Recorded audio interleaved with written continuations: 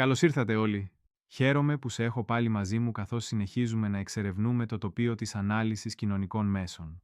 Στην προηγούμενη συνεδρία μας εστιάσαμε σε βασικούς δείκτες, όπως ποσοστά εμπλοκής, παρακολούθηση συναισθήματος και ποσοστά κλικ.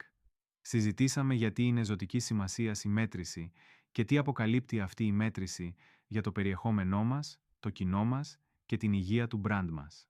Αλλά το σημερινό μάθημα σηματοδοτεί ένα σημείο καμπής. Δεν μετράμε πλέον απλώς μετά το γεγονός. Προβλέπουμε. Βελτιστοποιούμε σε πραγματικό χρόνο. Ξεκλειδώνουμε μοτίβα που δεν μπορούμε καν να δούμε μόνοι μας. Ο καταλύτης. Τεχνητή νοημοσύνη. Η τεχνητή νοημοσύνη δεν είναι απλώς μια αναβάθμιση των παραδοσιακών αναλύσεων, είναι μια μεταμόρφωση. Αυτό που κάποτε χρειαζόταν ημέρες για να κατανοηθεί, η Τίναν το διαχειρίζεται τώρα σε δευτερόλεπτα.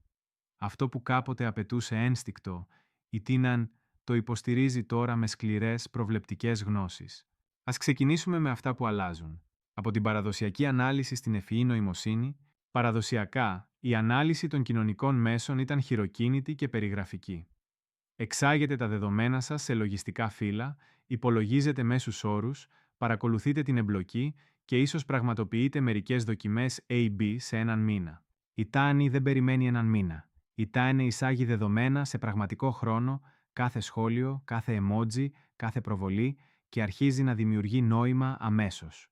Πηγαίνει πέρα από τους απλούς αριθμούς. Κατανοεί το πλαίσιο, ανιχνεύει το συναίσθημα, αναγνωρίζει πρόσωπα και λογότυπα σε εικόνες, ακόμα και προβλέπει τη διαδοσιμότητα πριν από το να γίνει τάση. Αυτή είναι η αλλαγή. Από το να μετράμε τι συνέβη, στο να προβλέπουμε τι θα συμβεί. Πάρτε για παράδειγμα την Coca-Cola.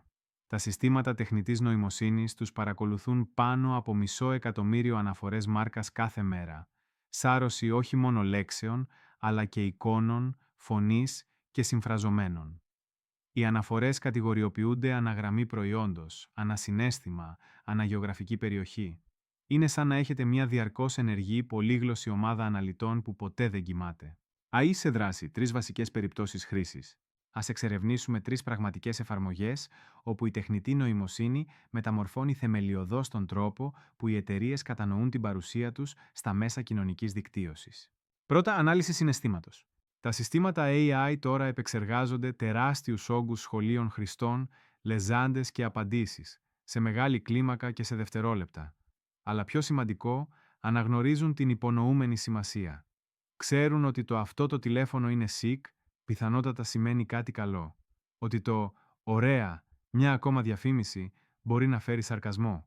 Μπορούν ακόμη και να ανιχνεύσουν αν ένα meme με το λογότυπό σας είναι χιουμοριστικό ή εχθρικό. Πάρε τη Samsung.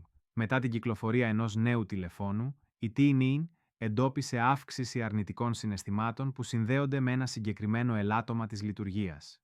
Η εταιρεία κατάφερε να επέμβει εντός 48 ωρών, πολύ πριν το πρόβλημα εξελιχθεί σε κρίση δημοσίων σχέσεων.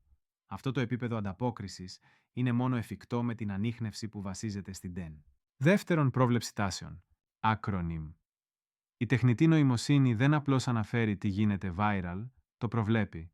Σκανάρει την ορή συμπεριφορά των hashtags, τις αναδυόμενες τάσεις περιεχομένου και την δραστηριότητα των εξειδικευμένων κοινοτήτων για να εκτιμήσει τι πρόκειται να απογειωθεί.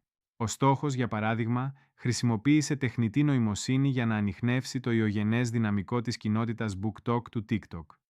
Παρατήρησαν την ταχύτητα αρχικής εμπλοκής ορισμένων δημοσιεύσεων και ενήργησαν γρήγορα, τοποθετώντας τα μυθιστορήματα νέων ενηλίκων σε εμφανή σημεία στα καταστήματα και online. Αυτή η μοναδική αλλαγή οδήγησε σε αύξηση 25% στις πωλήσεις των προβαλλόμενων τίτλων τους. Τρίτον, αναλύσεις chatbot. Οι chatbot έχουν γίνει περισσότερο από εργαλεία εξυπηρέτησης πελατών. Είναι ισχυρές συσκευές ακρόασης. Όταν χιλιάδες χρήστες στέλνουν μηνύματα στο brand σας με την ίδια ερώτηση, η Teammates το παρατηρεί. Ο chatbot της Sephora έκανε ακριβώς αυτό. Ανέδειξε ένα μοτίβο. Οι χρήστες ζητούσαν επανειλημμένα συμβουλές για την κάλυψη ουλών ακμής. Αυτή η διαπίστωση οδήγησε στην έναρξη μιας νέας σειράς οδηγιών και σχετικών πακέτων προϊόντων. Αυτό που θα χρειαζόταν εβδομάδες έρευνας πελατών, η τεχνητή νοημοσύνη το ανέδειξε σε λίγες ημέρες, από τις ψηφιακές γραμμές μάχης. Οπτική ακρόαση, βλέποντας, όχι μόνο ακούγοντας. Η δύναμη της TNA υπερβαίνει το κείμενο. Σήμερα, οι αλγόριθμοι μπορούν να αναλύσουν εικόνες και βίντεο με εξαιρετική ακρίβεια. Φανταστείτε ένα εργαλείο TNA που σαρώνει φωτογραφίες που δημιουργούνται από χρήστες σε Instagram, μικρογραφίες YouTube, ακόμη και πλαίσια TikTok. Όχι μόνο για να μετρήσει τις προβολές, αλλά και για να εντοπίσει αν εμφανίζεται το λογότυπο της μάρκας σας, πόσο εμφανώς παρουσιάζεται και ακόμη και ποια συναισθήματα φαίνονται στα πρόσωπα των ανθρώπων στη σκηνή. Η PepsiCo χρησιμοποίησε αυτήν τη στρατηγική κατά τη διάρκεια μιας εκστρατείας Doritos. Το σύστημα AI τους ανέλυσε περισσότερες από 600.000 εικόνες και βρήκε μια εκπληκτική τάση. Πάνω από το 1 τρίτο του περιεχομένου Doritos, που δημιουργήθηκε από χρήστες, επίσης παρουσίαζε μπύρα. Αυτή η διαπίστωση οδήγησε σε μια κοινή καμπάνια με το όνομα Perfect Pairing, που οδήγησε σε αύξηση των πωλήσεων κατά 19%. Τέτοιες διαπιστώσεις δεν είναι διαθέσιμες μόνο μέσω ανθρώπινης επισήμανσης. Η AI τις παρέχει μέσω πραγματικού χρόνου, οπτικής κατανόησης. Προβλέποντας την απόδοση πριν δημοσιεύσετε, η TEN επίσης σας βοηθά να προλάβετε την απόδοση, όχι μόνο να την κατανοήσετε εκ των υστέρων. Με ανάλυση 6 μηνών ιστορικών δεδομένων, όπως ο χρόνος δημοσίευσης, η μορφή περιεχομένου, η αλληλεπίδραση με το κοινό, η TenenPari μπορεί να προβλέψει την πιθανή επιτυχία μελλοντικού περιεχομένου. Μπορεί να σας πει ότι η Τρίτη στις 3 το μεσημέρι είναι η βέλτιστη ώρα ανάρτησής σας. Ότι τα βίντεο μικρής διάρκειας υπερέχουν τον καρουζέλ στη συγκεκριμένη σας αγορά. Ότι οι αναρτήσεις με πλάνα από τα παρασκήνια δημιουργούν 40% περισσότερη εμπλοκή. Αντί να μαντεύεις ή να αντιδράς, τώρα σχεδιάζεις με ευφυΐα.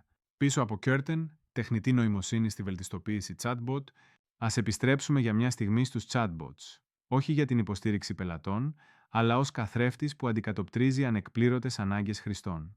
Τα δεδομένα ενός chatbot δεν περιορίζονται μόνο στα επιλυμμένα εισιτήρια.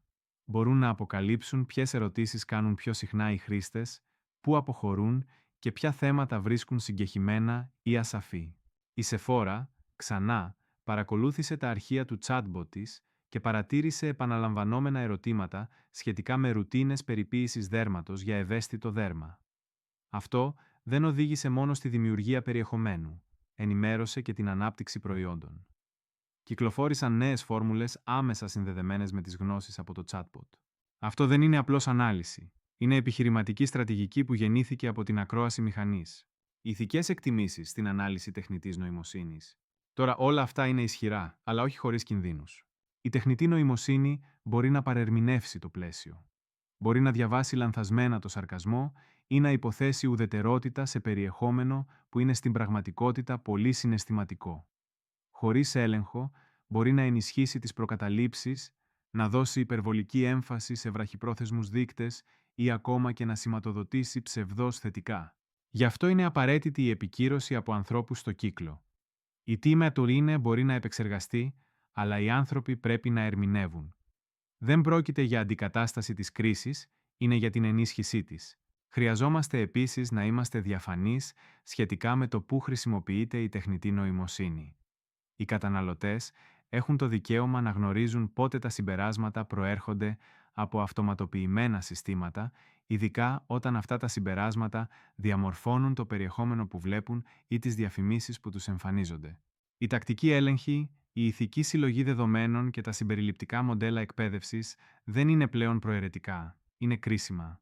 Ορχιστρώντας την τεχνητή νοημοσύνη, όχι απλώς εφαρμόζοντάς την, ας κάνουμε ένα βήμα πίσω. Η τεχνητή νοημοσύνη δεν είναι ένα μαύρο κουτί ή ένα μαγικό ραβδί. Είναι ένα σύνολο εργαλείων, ένα ισχυρό σύνολο οργάνων που μας βοηθούν να ακούμε πιο βαθιά, να ανταποκρινόμαστε πιο έξυπνα και να προλαμβάνουμε πιο ακριβή. Αλλά όπως όλα τα μεγάλα εργαλεία, η αποτελεσματικότητα της στην ενεκρίση εξαρτάται από το πώς το χρησιμοποιούμε. Οι μάρκες που πρωτοπορούν δεν είναι αυτές που αυτοματοποιούν τα πάντα. Είναι αυτές που χορογραφούν τη χρήση της τεχνητής νοημοσύνης με ανθρώπινη διαίσθηση, δημιουργικό ένστικτο και ηθική διάβγεια. Στην επόμενη μάθηση θα εξερευνήσουμε τα ίδια τα εργαλεία AI, τι υπάρχει, τι κάνουν και πώς να τα ενσωματώσετε στη υπάρχουσα στρατηγική σας. Από μηχανές ανάλυσης συναισθήματος έως αναγνώριση εικόνων, από πίνακες ελέγχου chatbot έως μοντέλα πρόβλεψης, θα πάρετε τον πλήρη χάρτη αυτού του ταχαίως εξελισσόμενου τεχνολογικού τοπίου. Μέχρι τότε, Συνέχισε να κάνεις τις σωστές ερωτήσεις. Επειδή η ΤΕΝ μπορεί να επεξεργάζεται τα σήματα, αλλά εσύ αποφασίζεις ακόμα τι σημαίνουν. Αντίο, αντίο.